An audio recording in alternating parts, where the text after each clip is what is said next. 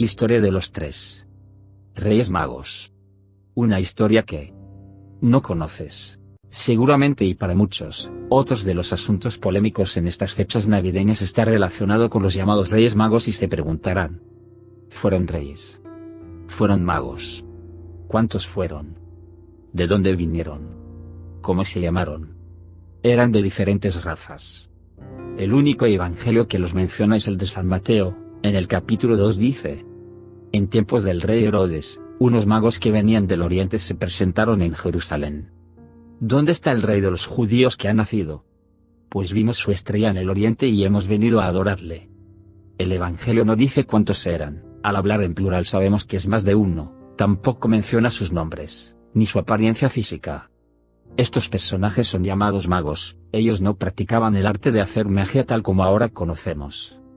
La palabra mago proviene del persa magusa, que significa sacerdote, refiriéndose a una casta de sacerdotes persas o babilonios, que estudiaban las estrellas en su deseo de buscar a Dios.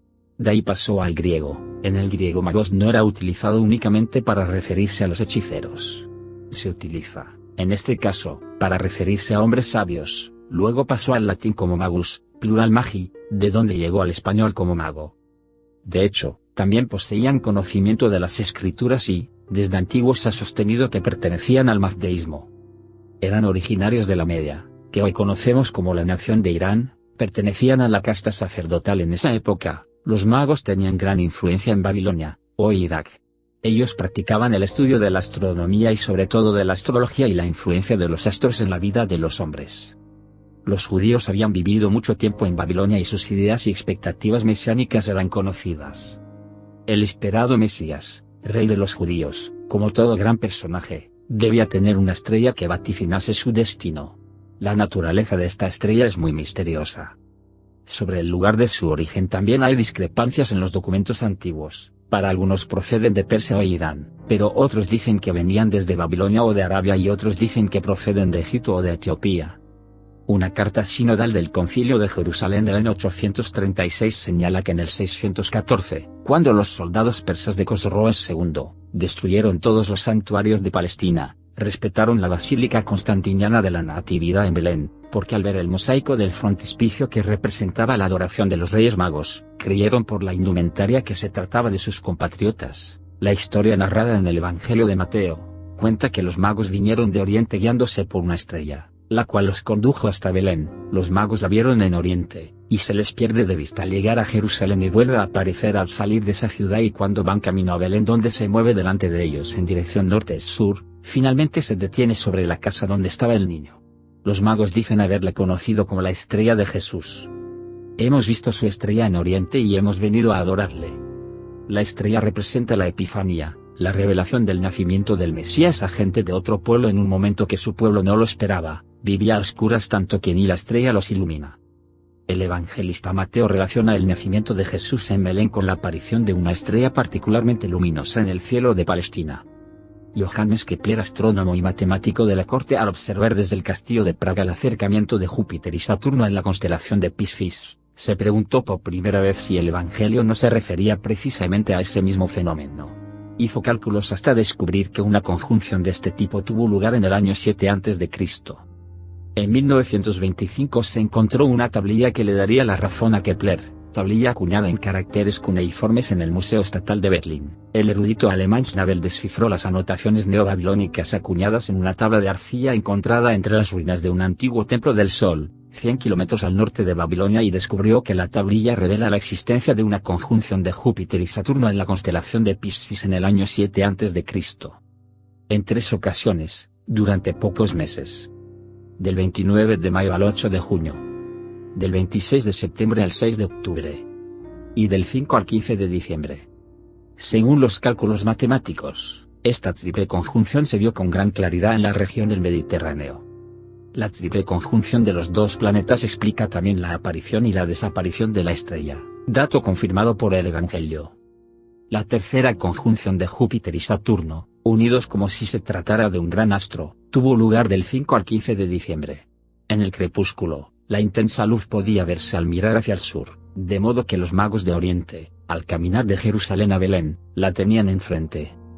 La estrella parecía moverse, como explica el Evangelio, delante de ellos. En las tradiciones sobre los magos de Oriente dice que había 3 magos que, además, eran reyes de Oriente.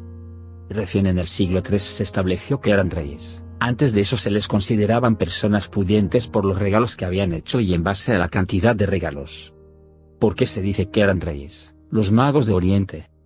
Esto se dijo para darle una base bíblica como tanto reclaman los sectarios, ya que la base estaría en el Salmo 72 que dice: los reyes de Tarsis y las islas traerán tributo. Los reyes de Saba y de Seba pagarán impuestos, todos los reyes se postrarán ante él, les servirán todas las naciones. Nunca en las primeras representaciones del arte cristiano aparecen con atributos regios, sino simplemente con gorro frigio y hábitos de nobles persas. También se estableció que eran 3, hasta entonces se hacían dibujos con 2, 3 o 4 magos. La Iglesia Ortodoxa Siria y la Iglesia Apostólica Armenia aseguraban que eran 12, como los apóstoles y las 12 tribus de Israel. Algunas tradiciones coptas hablan de 12, los cristianos egipcios creían que eran 60. Según la iconografía más antigua encontramos que en los inicios del siglo II y el IV de nuestra era, en la imagen más antigua que se conoce hay 3 y esta representación está en la capilla griega del cementerio de Priscila. Luego encontramos 2 en un fresco del cementerio de San Pedro y Marcelino, y en un mosaico del Arco Triunfal de Santa María la Mayor, también figuran 2. Un sarcófago que se conserva en el Museo de Letrán muestra a 3. En el sarcófago del Museo Cristiano de Arles, Francia aparecen 3 que se dirigen a una virgen que está sentada con el niño. Igual en otro similar el sarcófago de Aurelio de la catacumba de San Lorenzo fuori le Mura en Roma, siglo IV, mármol, el Museo del Vaticano. Los magos se dirigen hacia la Virgen sentada en una silla de alto respaldo, que sostiene a Jesús recién nacido, fajado e inmóvil. Aún no hay una jerarquización de la figura de la Virgen, por lo que se deduce que es una imagen anterior al concilio de Éfeso que la declara Theotokos, Madre de Dios. En el sarcófago de Isacio de San Vital de Rávena, siglo IV o V, el cual fue reutilizado a mediados del siglo VII para albergar los restos mortales del gobernador armenio Isacio, aparece la misma imagen, la Virgen sentada con el niño y los 3 magos vestidos de persa llegando con regalos. También hay 4 en el cementerio de Santa Domitila. Y hasta 8 en un vaso del Museo Kircheriano. Hasta hay una leyenda que dice que eran 4 reyes. Melchor llamado Apelio por los hebreos y Gálgata por los griegos. Gaspar llamado Amelio por los hebreos y Malgalat por los griegos. Baltazar llamado Damasco por los hebreos y Saratín por los griegos. Y el 4º rey llamado Artaban en persa y se traduce como Azael. Los 4 se ponen en camino en busca del Señor, llevando los regalos conocidos. Los 3 primeros y el 4º Artaban llevaba 3 piedras preciosas, un diamante para neutralizar los venenos, un rubí para alejar las tinieblas y jaspe para facilitar la oratoria. Pero en cuanto salieron él perdió la estrella y ya no pude seguir el rastro. Vagó por 33 años, él regaló las joyas porque era generoso y su apariencia no era de un rey sino de un mendigo. Estando en la Jerusalén de Poncio Pilatos le enerva ver que vendían una mujer como esclava y busca entre sus andrajos si le quedaba el trozo de jaspe para liberarla y eso hace. Tiene la mala suerte que una piedra del templo de Jerusalén se desprende con un terremoto y le impacta en la cabeza. Moribundo el anciano mago ve que un hombre se acerca a socorrerlo y a aliviarle el dolor y el sufrimiento. Las palabras de ese hombre le ayudan a dar el último suspiro. Según los presentes el hombre aquel se parecía mucho a uno que hacía unos días había sido crucificado. Linda historia de un hombre que desde su juventud perdió la luz que lo llevaría hacia el Señor, gastó su vida y su fortuna haciendo el bien aún en detrimento de su propia apariencia. Y por caminos tortuosos no cesó de buscar al Señor, al final de su vida. Es el Señor el que viene a su encuentro, pero porque la Iglesia Católica eligió que fueran 3. En el siglo III, el teólogo Orígenes, quien vivió entre los años 185 y 253, indicó que los Reyes Magos eran 3, por los 3 dones ofrecidos al Salvador: oro, incienso y mirra, en el Evangelio de San Mateo. En el sirio y apócrifo Evangelio de la Infancia se dice que eran 3 hijos de reyes y además adoradores del fuego y de las estrellas, lo cual demuestra que algo sabían de astronomía. Y también porque de este modo representarían a las 3 razas hasta ese momento conocidas: la raza aria proveniente de Europa, cuyo rey mago se desplazaría en un caballo; la raza amarilla o asiática, el rey se desplazaría en un elefante; la raza negra africana, el rey se desplazaría en un camello. Esto para darle la correspondencia bíblica relacionada con la creencia de que los 3 hijos de Noé dieron origen a las 3 razas hasta entonces conocidas, y ellos fueron Sem, Cam y Jafet. De este modo cada continente hasta entonces conocido y cada raza reconocían y adoraban a través de ellos al Mesías, al Salvador que acaba de ingresar al mundo. Pero recién se establece el número definitivo en el siglo V y es proclamado en Occidente por el Papa San León I. Este Papa fija también las edades de cada uno entre 20, 40 y 60 años. Así como establece que sus razas sean blanca, negra y amarilla, que como ya se dijo eran las únicas razas conocidas en la antigüedad. De este modo, Melchor será un anciano ario de barba larga, él le dará oro al Señor como corresponde a un rey. Gaspar será el joven asiático lampiño que le obsequia incienso como homenaje a su divinidad. El incienso es un perfume a base de resina de árboles que se quemaba en el templo. Baltasar será el de raza negra, que le entrega mirra, que es un polvo perfumado que se mezcla con aceite para consagrar a los sacerdotes, o bien mezclado con el vino ayudaba a calmar dolores a Jesús hombre como profecía de su muerte y sufrimiento. Los tres se representarán como regiamente ataviados y montados en un camello, caballo y elefante, emprenden el viaje para adorar al niño. Pero es recién en el siglo XV en el cual al rey Baltasar se le empieza a representar con la tez negra y los tres reyes con sus edades asignadas y razas. Tampoco en las primeras centurias se les caracterizaba como reyes, sino que se los mostraba como personajes orientales, vestidos con pantalones y gorro frigio, empleaban el mismo tipo de indumentaria de manera que podían ser intercambiados sin alterar la imagen. El título de monarcas no tiene pues ninguna base sostenible, posiblemente se debe a una cita del teólogo y padre de la Iglesia cartaginés Tertuliano, quien vivió en la segunda mitad del segundo siglo y la primera del tercer siglo, en su Adversus Marcionem. Afirmó que los magos debían ser reyes que procedieran de Oriente. En los siglos siguientes la visión monárquica de estos magos se fue imponiendo hasta llegar a nuestros días. Pero como ya se dijo, derivó de la interpretación del Salmo 72. Con respecto a los nombres de los reyes Melchor, Gaspar y Baltasar, las primeras referencias parecen remontarse al siglo V a través de dos textos. El primero, titulado Sferta Latina Barbari, que es una traducción latina de una crónica griega compuesta en Alejandría durante el reinado de Zenón entre los años 474 y 491. La crónica griega original era una variación de la crónica alexandrina. En ella los reyes magos son llamados Melchor, Gataspa y Vitisarea. La leyenda de los reyes magos se fue consumando durante el siglo IV de nuestra era. Quizás arranque del Opus Imperfectum in Matteum del siglo V redactado en latín por un escriba iraní cristiano. Sin embargo, los investigadores más versados en esta obra han dejado en manifiesto que este libro fue inspirado en el llamado Libro de Set, redactado en el siglo III de nuestra era, en la región de Edesa. En esta leyenda los reyes tienen cada uno un reino, y esperan una estrella en el cielo cuyo significado conocen perfectamente, eran religiosos y justos con sus pueblos. Los nombres de los tres reyes magos también los encontramos en el Evangelio apócrifo, el Evangelio armenio de la infancia, del siglo VI, donde se les llama Baltasar, Melcón y Gaspar. Ahí se lee en el capítulo 5 versículo 10. Y, al mismo tiempo, un ángel se apresuró a ir al país de los persas, para prevenir a los reyes magos, y para ordenarles que fuesen a adorar al niño recién nacido. Y ellos, después de haber sido guiados por una estrella durante 9 meses, llegaron a su destino en el punto y hora en que la Virgen acababa de ser madre. Porque, en aquella época, el reino de los persas dominaba, por su poder y por sus victorias, sobre todos los reyes que existían en los países de Oriente. Y los reyes de los magos eran 3 hermanos, el primero, Melcón, que imperaba sobre los persas, el segundo, Baltasar, que prevalecía sobre los indios, y el tercero, Gaspar, que poseía el país de los árabes. Habiéndose reunido por obediencia al mandato de Dios, se presentaron en Judea en el instante en que María había dado a luz. Y, habiendo apresurado su marcha, se encontraron ahí en el tiempo preciso del nacimiento de Jesús. Estos magos que, inicialmente no estaban individualizados, irán adquiriendo, con el paso del tiempo características propias, tendrán distintas edades, y diferente aspecto físico para ajustarse a lo que de ellos se exige en cada momento.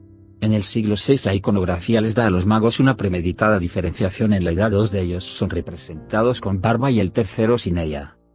Los nombres con los que ahora los conocemos a los reyes magos Melchor, Gaspar y Baltasar, aparecen por primera vez en el conocido mosaico de la iglesia San Apollinaire Nuevo en Ravenna, Italia, en el siglo VI después de Cristo. Ahí se les representan ataviados al modo persa con sus nombres encima y representando distintas edades.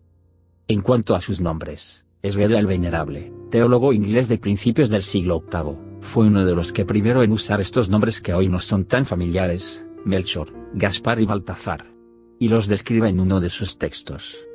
El primero de los magos fue Melchor, un anciano de larga cabellera caña y luenga barba, y dice: fue él quien ofreció el oro, símbolo de la realeza divina. El segundo, llamado Gaspar, joven, imberbe de tez blanca y rosada, honró a Jesús ofreciéndole incienso, símbolo de la divinidad. El tercero, llamado Baltasar, de tez morena, testimonio ofreciéndole mirra, que significaba que el Hijo del Hombre debía morir. A raíz de este texto, los artistas empezaron a representar a los magos de acuerdo a determinadas edades. A finales del siglo VII y en el siglo IX, aparecen en París y en Italia respectivamente un manuscrito anónimo en donde aparecen los nombres de Vistisares, Melchior y Gutaspa. Los nombres son además diferentes según la tradición siríaca, Larbandad, Gusnasaf y Hormisdas, y en escritos de otros autores y diferentes regiones se les conoce con nombres de nobles persas. Los tres reyes personifican las tres edades de la vida: juventud, madurez y ancianidad. En el fresco de Jaca, Baltasar es el más joven, como quería también la descripción de Beda. De esta manera los magos venían a simbolizar las tres edades del humano: 60, 40 y 20 años, tal y como lo expresa el Catalogus Sanctorum de Petrus de Natatibus, del siglo XV. Gaspar suele ser un hombre joven e imberbe, Baltasar es un hombre maduro, Melchor es un anciano calvo de barba blanca. La conversión del rey Baltasar en un hombre negro será significativa y se enmarca solo en el contexto de viajes y descubrimientos que se irán sucediendo que permitirán finalmente considerar esta raza como la propia del continente africano. Precisamente, tradiciones judías y árabes decían que Dios había enviado a un ángel a la tierra a recoger el polvo necesario para crear al hombre. Humano viene de humus, tierra, y que ésta le dio polvo blanco, negro y cobrizo, origen de las distintas razas de la humanidad. Pero no es hasta el siglo XIII y XIV que comienzan a recrearse y a representarse en las iglesias. La creencia se reforzará en el occidente europeo con el traslado en los inicios de la década de 1240 de las reliquias de los Reyes Magos a la Catedral de Colonia. Acá se preguntarán ¿y cómo y de dónde sacaron sus reliquias? Existía una leyenda que señalaba que, después de la resurrección de Jesús, el apóstol Tomás los halló en Saba. Allí fueron bautizados y consagrados obispos. Después fueron martirizados en el año 70 y depositados en el mismo sarcófago. Los restos fueron llevados a Constantinopla por Santa Elena. Hacia el año 300 de nuestra era, cuando la emperatriz Helena, madre del emperador romano Constantino, se dedicó a rescatar reliquias religiosas. Bueno, Santa Elena se dedicó a hacer turismo religioso en Tierra Santa a fin de rescatar todo lo que estaba relacionado con Jesús, y le vendieron de todo: pañales, el comedero que le sirvió de cuna, suspiros de ángel. Lo de las reliquias será motivo para otra ocasión. Por lo menos no hay más sarcófagos con los restos de los reyes magos, como a veces pasó con otras reliquias, y es que la gente que vivía en Tierra Santa en esa época se aprovechaba de la credulidad de los cristianos. Se desconoce cómo Santa Elena en Saba localizó los cadáveres de los Reyes Magos y ordenó su traslado a Constantinopla, la actual Estambul, donde permanecieron durante 3 siglos en una capilla ortodoxa. Después, las reliquias fueron trasladadas a Milán para dar prestigio a dicha ciudad. Pero fue Federico Barbarroja quien, en sus guerras de conquista, saqueó el norte de Italia y la ciudad de Milán, y se llevó consigo las reliquias a Colonia en un accidentado viaje, donde hoy reposan con las coronas que supuestamente llevaron durante su existencia. Entonces miles de peregrinos empezaron a llegar a Colonia, lo que propició que en 1248 se iniciara la construcción de la Catedral de Colonia y se vincularon a la imagen de los emperadores alemanes. Con el descubrimiento de América a finales del siglo XV se dieron intentos de añadir un cuarto rey, el indio. Algunos artistas se plantearon la necesidad de adecuar el relato a los nuevos tiempos y que se intentara incluir un nuevo rey que sea así represente al nuevo continente. La idea no prosperó. Sin embargo, algunos artistas como el portugués Vasco Fernández, en el retablo que realiza para la Catedral de Viseu, sustituye al rey negro por un cacique indio del Brasil, armado con una jabalina emplumada. Pero esa idea nunca prosperó dentro de la arraigada tradición cristiana. ¿Y tú qué piensas? Deja tu comentario. Gracias por estar acá. Hasta la próxima.